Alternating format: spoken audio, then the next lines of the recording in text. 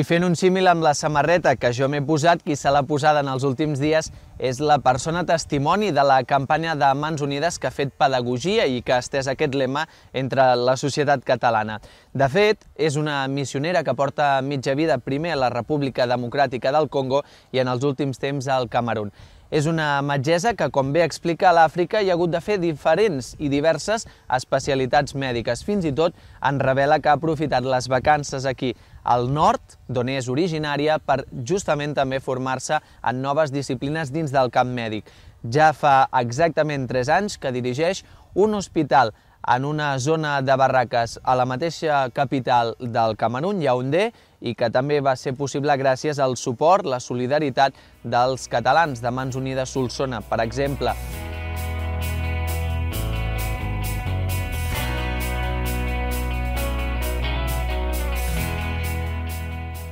Porta 26 anys a l'Àfrica. Quan hi va arribar, quina impressió li va causar?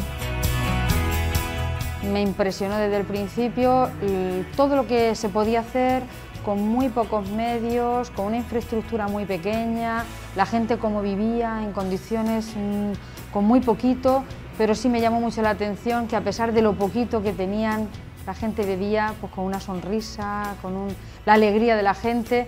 Pues son imágenes que me chocaron en el buen sentido, ¿no? Des de fa uns anys es troba al Camerun i en fa 3 que dirigeix un hospital en un barri de la capital. Hay hospitales, pero el Camerún es un país donde hay mucha corrupción y en el medio sanitario mucha. Y entonces, bueno, yo trabajaba en un dispensario y empecé a sentir la necesidad pues, de ofrecer algo más a la gente, porque el dispensario era poco.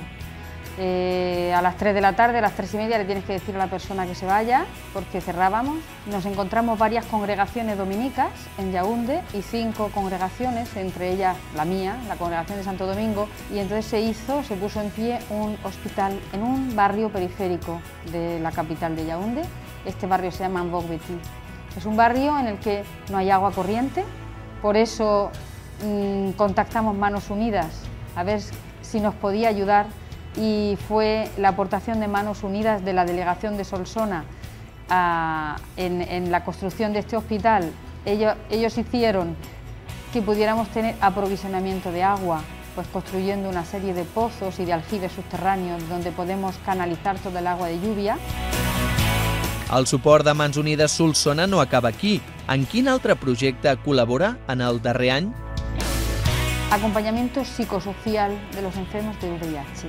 El país nos da los medicamentos gratuitos, pero nos dimos cuenta de que el enfermo que tiene el SIDA o que es portador del VIH no solamente necesita medicamentos, necesita todo un acompañamiento psicológico, social.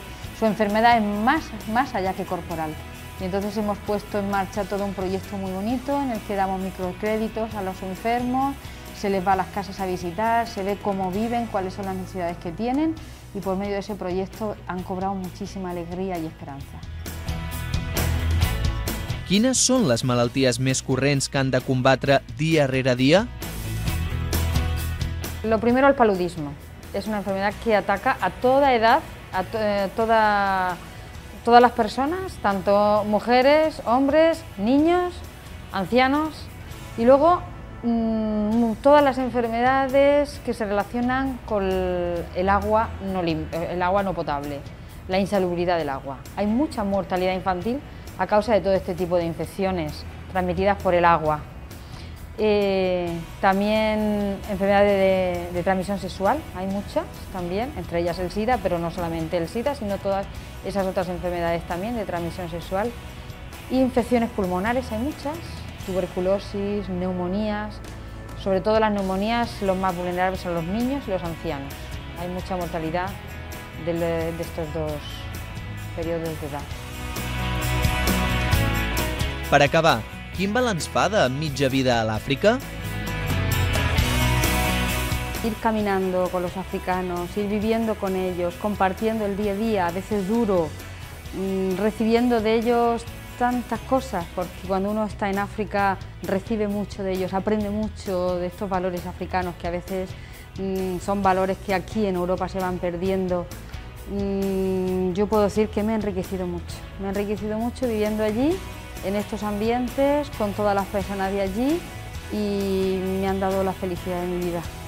Entonces, bueno, mientras que pueda, seguir caminando con ellos, compartiendo con ellos, estaré allí hasta que, bueno, o mi salud no lo permita o la congregación me envíe a otro lugar.